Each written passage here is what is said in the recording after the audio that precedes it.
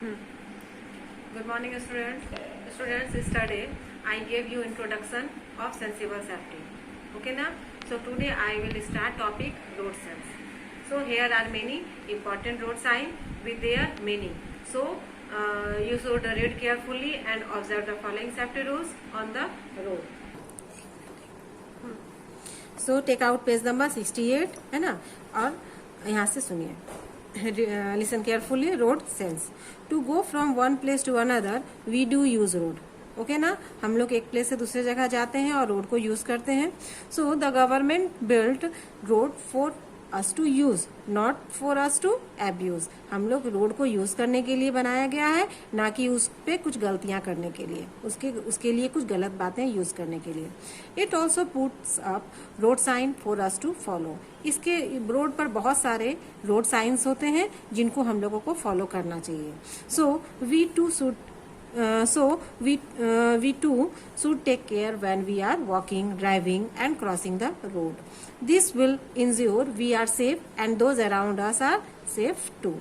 Okay ना, ये आप जब वॉकिंग करते हो, ड्राइविंग करते हो, क्रॉसिंग करते हो रोड को, तो हम लोगों को ये सेफ्टी रूल्स को, ये रोड साइन को यूज करना चाहिए. इससे आप ही केवल अपने आप को सेफ ना रखोगे, बल्कि आप अपने आसपास के भी लोगों को सेफ रख सकते हो. So our carelessness can hurt other and endanger their life. Okay ना. सो ये केयरलेसनेस जो है, हमारा केयरलेसनेस जो है वो दूसरों को हर्ट भी कर सकता है, उनके लाइफ को डेंजर में भी डाल सकता है. So observe and learn all road sign. Okay, now your next topic is fire. Okay, now we are going to study about fire and how it can endanger ourselves and how can we prevented it from the spreading. Okay, now so let's start from here. When man accidentally rubbed two stones together and discovered fire. आप लोग शुरू से पढ़ते आए हो कि जब man जो थे एंशिएंट में, तो वो क्या किए थे, रब किए थे टू स्टोन्स को, और जिससे क्या हुआ था, डिस्कवरिंग हुआ था फायर का. It was a milestone in the development of Mankind.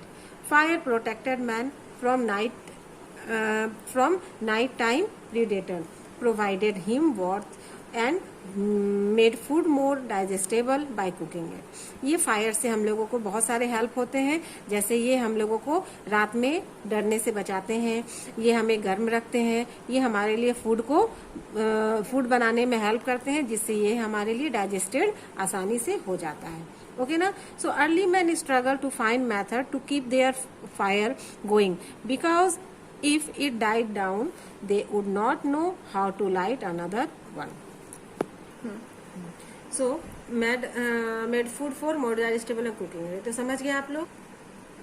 Okay ना.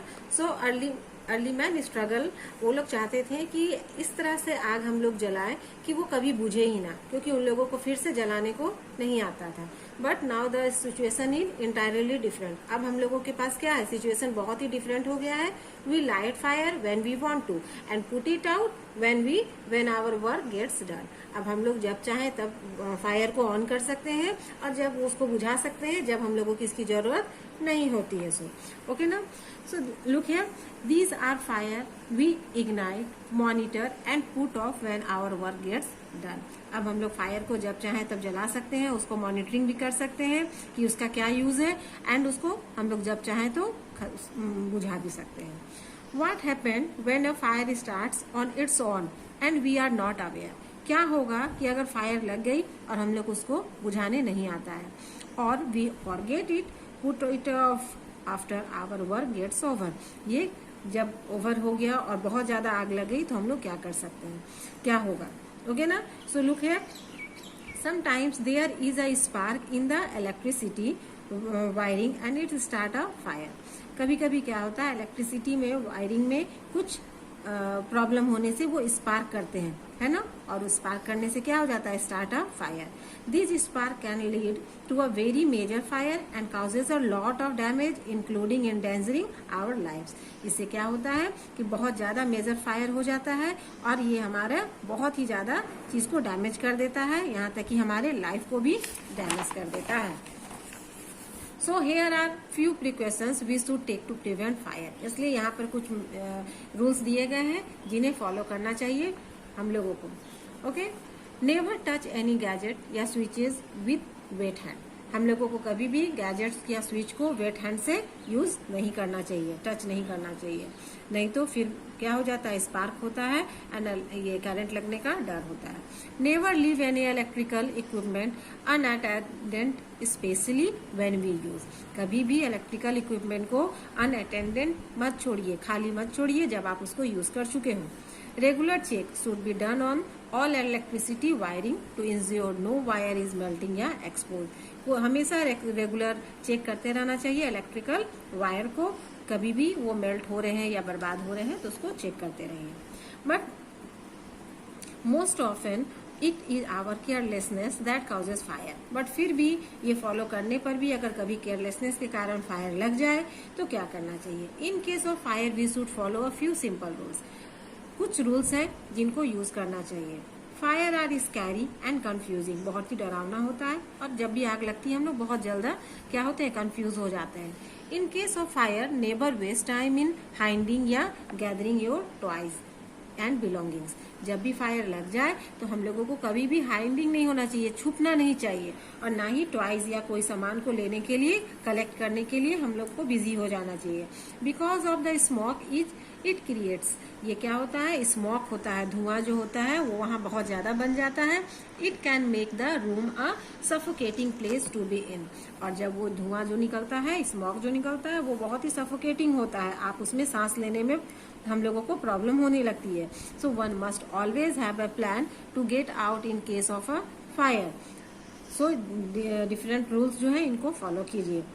फर्स्ट नंबर, नेवर पैनिक, कभी भी डरिए मत, घबराइए नहीं। No gathering your toys and belonging, कभी भी टॉयज को या फिर अपने सामान को लेने के लिए कलेक्ट करने में बिजी मत हो जाइए। Crawl low in order to avoid heat and smoke, सबसे पहले क्रॉलिंग कीजिए, नीचे नीचे चलिए और हीट और स्मोक को अवॉइड कीजिए।